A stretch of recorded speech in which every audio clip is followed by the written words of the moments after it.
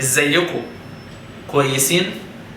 النهاردة احنا هندرس أفعال مهمة جدا. Today we will study very important verbs. يلا نشوف. واحد، to use يستخدم.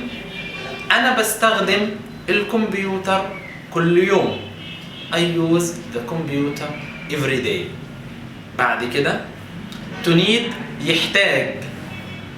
أنا عطشان دلوقتي، أنا أحتاج أشرب مية. I am thirsty now, I need to drink water. بعد كده to focus يركز. سارة مش تركز في الفصل علشان هي تعبانة. سارة can't concentrate on the class because she is tired. بعد كده to run يجري. الشرطة تجري ورا الحرامي. The police runs behind the thief. بعد كده to travel يسافر. أحمد سافر ألمانيا علشان عنده شغل هناك. أحمد travel to Germany because he has work there. بعد كده to work يشتغل. أنا بشتغل كل يوم 8 ساعات.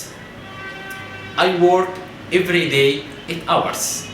بعد كده to do or to make يعمل.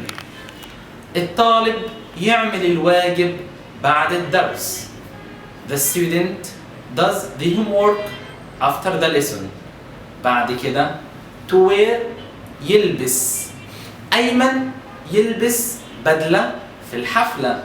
أيمن wears a suit in the party. بعد كده to talk يتكلم. الطلاب يتكلموا كتير في الفصل. The students talk a lot in the class. بعد كده to come back يرجع. أنا برجع من الشغل كل يوم الساعة 5. I come back from work every day at 5 o'clock. أتمنى أنتوا تستفادوا من الدرس ده. علي جمال، القاهرة، مصر. مع السلامة.